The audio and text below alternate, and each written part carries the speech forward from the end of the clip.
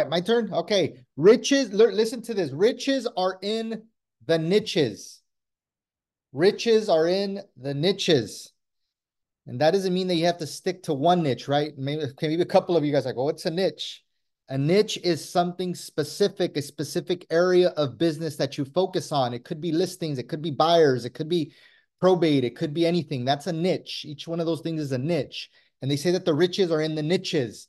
Doesn't mean that you have to stick to one niche, but being able to deal in different niches like I have is what has led to a lot of what we have today: assets, companies, different things of that sort. So riches are in the niches. I'm completely convinced that riches are in the niches. That is very true. And I'm going to talk to you guys today about one niche that I got into a few years back, and it's made me a few $1,000,000, like within a matter of a couple of years. Actually, Maria Rodarte, that's here, she helped me sell one of them about a year and a half, a couple of years ago, where I purchased this commercial 6,000 square foot office building, medical building, whatever you want to call it. It's about 6,000 square feet in Oxnard. I purchased it for, I think it was like $495, and we ended up closing it like 3 or 4 years later for like 1.1 or 1.2, something like that. I think it was almost like $700,000 in profit within a few years. And this location served as my real estate office for those years as well. So I used it and I generated income because there was 16 offices or 18 offices in there, and I leased out individual office suites to people. So it generated income. It gave me a place to have my office and build my company, build my team. And I sold it and made hundreds of thousands of dollars on this one specific niche. It was a property that was on the market for, I think, about a year and a half before I bought it. Nobody's seen the potential in it. Nobody's seen the value in it. It was a little distressed, all those different things. And I said, you know what? I'm in a niche. I'm gonna jump into this niche, this commercial world niche. I'm gonna try it. I'm gonna figure it. I see vision in this property. It was an older building, needed a nice facelift, needed some nice landscaping, needed to be modernized. And that's what I did. I went in there with 50 grand. I went in there and redid floors. Boom, blew out all the floors. I epoxied everything, a beautiful metallic epoxy, nice floors. Redid some of the ceiling tiles, painted everything inside and out, put new baseboards, painted the exterior, put some nice stacked stone on the front of the building, did a little bit of landscaping, put up a sign. $50,000 later, it served as my office and my place of business and generated me income monthly. And then like 3 or 4 years later, when we sold it, I ended up selling it because I was able to get one tenant into this building on a good lease, and I was able to put it back on the market and generate almost $700,000 in profit within those few years, plus the amount of money that I generated leasing out the suites, and it went really, really well for me. So I want to talk to you about not underestimating the power of niching to something different, maybe looking at commercial, maybe looking at industrial. I'll talk to you guys about another industrial property that Maria and I are going to be working on that I bought about 13 months ago, 14 months ago. I purchased this property for $1,050,000. It was an industrial complex with 4 auto mechanics and 4 body shops, 8 bays in total. And they had been there for 20 plus years. Every tenant, the rents are really, really low. Maintenance wasn't done on it for many, many years. The roof was leaking. It was not painted nicely. The pavement wasn't done. It didn't have fencing. And right now, as we speak, I hadn't touched it for a year. What I did when I bought it, though, is I went in there and I raised the rents right away. I right away went in there and raised the rent. Said, hey, you guys are only paying a couple $1,000s each unit, way too low. I bump up the rents like $500 each or whatever it may be. So boom, I automatically increased value there. The other thing was this whole year, I was trying to figure out what I was going to do with it, if I was going to flip it, if I was going to hold it long term, what I'm going to do with it. Right now, I'm in a position where I have a few projects, so I'm gonna cash out on that one and do an exchange to another project that we're going to be working on, or several projects that we're going to be working on. And I just started dumping money into it the last couple weeks. We're probably about 25 grand into it. The building is painted. The roof is all done nicely now. We touched up the roof. We painted the building. We're going to do all the asphalt right now. It's going to cost us about another 25 grand to do all the asphalt on the building. We're going to stripe the parking spots. We're going to divide it all up nicely, do all that good stuff. And based on what the market is yielding right now, we're going to list that property for 1.7 million. 12, 13, 14 months later, how am I going to list it for 1.7 million or 1.699 is, I think, the magic number? Well, right now, as soon as the building's finished painted, which it pretty much is, the roof is nicely done and the roof's no longer leaking, the fences are up, and the asphalt's going to be all nice and black and done and striped and looking pretty. Be like, hey guys, been a year, 14 months since your last rent increase. I'm going to bump up the rent again. The good thing about commercial properties, that most of the time, commercial properties do not have rent control. There's a lot of areas now in California that have rent control. Anything commercial properties usually do not have any type of rent control. The local governing bodies, the local ordinance do not say anything about rent control or maintaining rents at a certain price or percentage increases or whatever it may be at all. So you can really do whatever the market yields, whatever the market yields.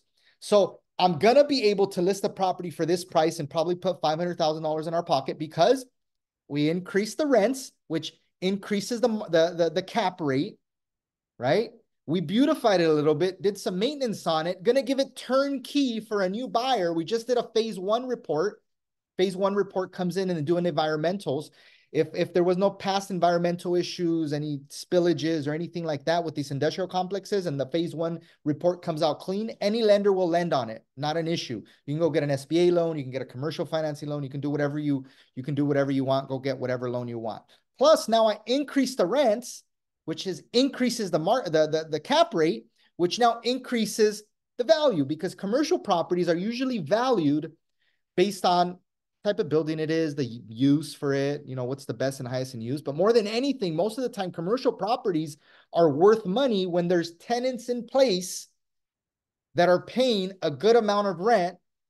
And that's how investors determine a cap rate. Usually most investors are looking for between 5 and 8% cap rate.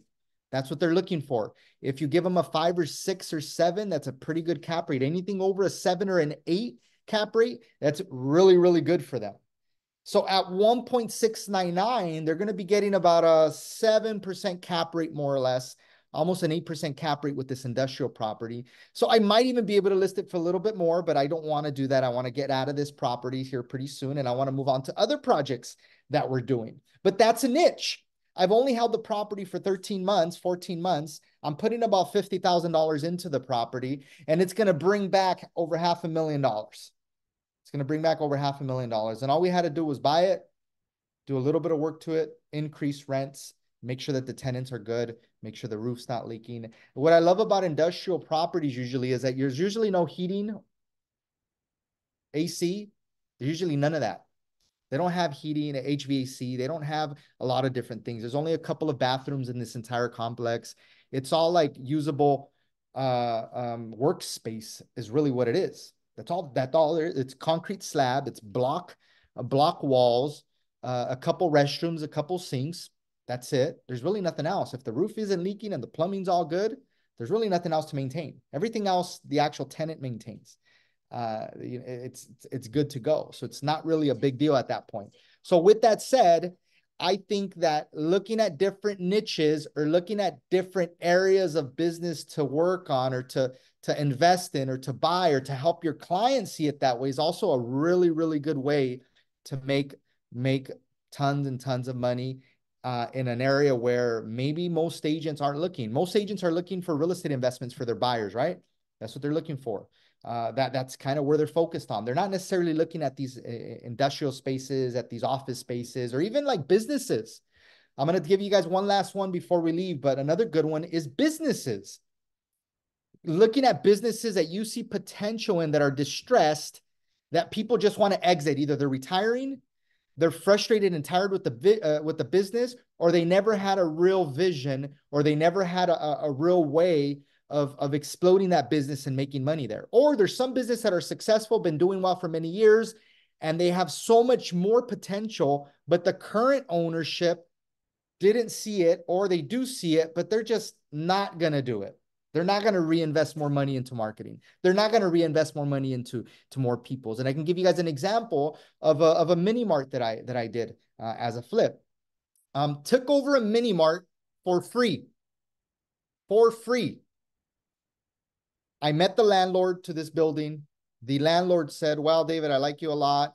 I think you're a good fit tenant. I have this building. There's a liquor store in there. There's a laundromat in there. And the tenants are really awful. They don't pay me the rent on time. They don't take care of the place. It's a mess. It's a big mess. Would you like to lease the space? Their lease is up. I want to go look at it. And I said, oh, wow. That's a moneymaker. So much opportunity there. It was a mess. It wasn't clean. The laundry facilities were also a mess. They needed to change some washers, some dryers, fix it up, paint it up, decorate it, clean it up. All this different stuff. The building was ugly on the outside. The pavement was ugly. Did all that stuff. I said, sure, I'll sign a lease. Where do I sign? Sign the lease. They got evicted. I moved in to a liquor store that had been operating already for probably 35, 40 years. I went in there. I remodeled the entire building inside and out. I spent about $250,000. The liquor store and the laundromat. Remodeled the inside and outside. And then I said, what the beep am I going to do now? I don't really want to run a liquor store. I don't really want to be stuck here all this time. So what did I do? I started marketing the hell out of the laundromat and the liquor store. I got the buzz going locally in my local area. We're like, oh, shoot, those guys are the big boys in town. The laundromat's nice. We're running a bunch of marketing videos. The mini mart is doing all these cool Mexican snacks and drinks and all this other stuff, and horchata and jamaica and tosilocos and mangoneadas, all that cool stuff, right? They're even serving the Mexican ice cream in there. They sell beer. They have all the goodies. They got the tortillas. They got, slushy machines. That was a 7-Eleven, fully built out 7-Eleven with the Mexican, Hispanic, Latino twist to it, because that's the type of area it was. Created a huge buzz for about 5 months. Finally got the neighbors. There was a liquor store across the street on the 2 corners.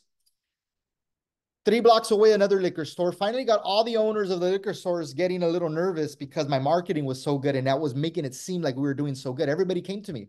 Hey, David, you should get out of this business. Want to sell it to me? Yeah. How much you'll give me? Oh, $450,000. Nah, you're crazy. Get out of here. Another one came. Hey, David, you should sell me this business. Okay, how much? $550,000. I'm like, nah. He's like, David, you don't know what the hell you're doing. You know nothing about this type of business.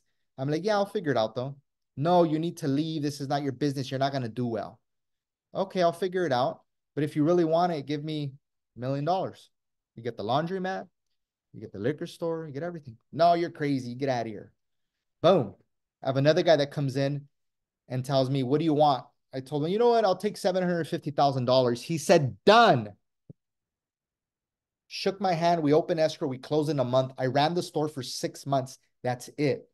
Sold it for $750,000 minus my $250,000 initial investment. I made $500,000 in 6 months on this business flip. I'm going to call it, on this business investment / flip. $500,000 in 6 freaking months because I was a good marketer.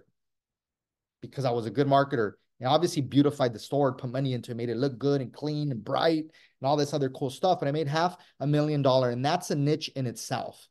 Don't discount some of these things that you might see that might be gold mines that you can turn into a gold mine, that you can put back on the market, that you can sell it, and you can make hundreds of thousands, if not millions of dollars with them. All right, guys, I hope I gave you a little motivation. I hope I gave you guys a little encouragement. These are all true stories. You can verify with any of my team members. Completely true, 100% accurate. I might be, inaccurate with like a few $1,000s here and there, but I had to make it juicy. I had to make it juicier. So that's where we're at. Anybody have any questions?